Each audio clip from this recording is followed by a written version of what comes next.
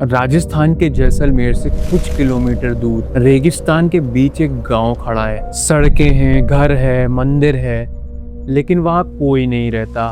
Last 200 साल से कहा जाता है इस गांव के 1500 से ज्यादा लोग एक ही रात में गायब हो गए, बिना कोई निशान छोड़े। और जाते जाते उन्होंने एक श्राप भी दिया कि कोई भी इस गांव में दोबारा नहीं बच सकता।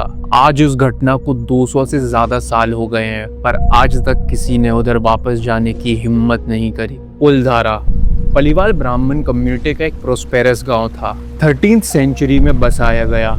ये लोग एक ट्रेंड फार्मर्स थे जिन्होंने रेगिस्तान में भी नए तरीके से खेती करना सीख लिया था। 19th सेंचुरी तक कुलधारा और उसके आसपास के 84 गांव को मिलाकर एक बहुत बड़ा सिविलाइजेशन बन चुका था। रियल हिस्टोरिकल सेटलमेंट्स आज भी राजस्थान गवर्नमेंट के रिकॉर्ड्स में डॉक्यूमेंटेड है और अब ये एक प्रोटेक्टेड हेरिटेज साइट बन चुकी है। लेजेंड के मुताबिक 1825 के आसपास जैसलमेर के चीफ मिनिस्टर सलीम सिंह की नजर कुलधारा के मुखिया की बेटी पर पड़ गई। सलीम सिंह एक पावरफुल और जालिम आदमी माना जाता था। उसने पूरे गांव को धमकी दी कि अगर उसकी शादी उस लड़की से नहीं हुई तो वो पूरे गांव में भारी टैक्स लगा देगा। गांव वालों ने एक रात में फैसला लिया। उन्होंने अपनी इज्जत बचाने के लिए रातों रात वो गांव खाली कर दिया।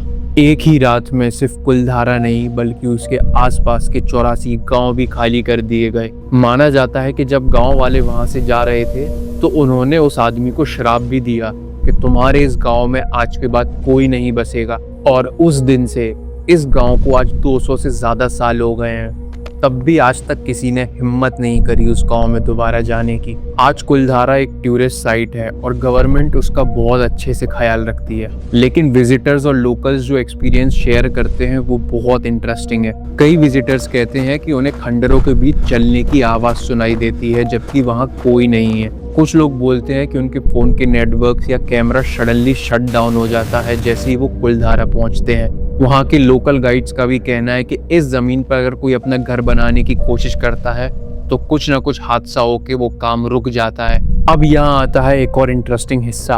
कुछ हिस्टोरियंस और रिसर्चर्स इस चीज का अलग ही रीजन बताते हैं, वाटर स्कार्सिटी थ्योरी। कुछ हिस्टोरियंस मानते हैं कि पलीवाल लोगों की एडवांस इरिगेशन सिस्टम धीरे धीरे फेल हो रही थी या एक सीवियर वाटर क्राइसिस ने उनको वहां से निकलने के लिए मजबूर किया। सलीम सिंह वाली कहानी उसके बाद में ऐड की गई हो ताकि उसका इफेक्ट ज्यादा हो। पॉलिटिकल परसिक्यूशन, ये भी पॉसिबल है कि टैक्स और हरेसमेंट का रियल हिस्टोरिकल बेसिस हो। प्लेसबो और एक्सपेक्टेशन इफेक्ट, जब एक जगह को कर्ज डिक्लेयर कर दिया जाता है जनरेशन तक को भी वहां इन्वेस्ट और सेटल करने से हिचकिचाता है, जो खुद एक सेल्फ फुलफिलिंग प्रोफेसी बन जाता है, वो भी बिना किसी सुपरनेचुरल कॉज के। इंटरेस्टिंग बात ये है कि क्या हुआ, इसका हिस्टोरिकल एविडेंस मिक्स्ड है, लेकिन इतना बड़ा, इतना ऑर्गेनाइज, इतना सडनली गांव छोड़ना अपने आप में बहुत रेयर और फैसिनेटिंग हिस्टोरिकल इवेंट है। चाहे वजह सुपरनेचुरल हो या नहीं, 200 साल बाद भी कुलधारा की गलियां खाली हैं, कोई परमानेंट सेटलमेंट नहीं, सिर्फ टूरिस्ट, गाइड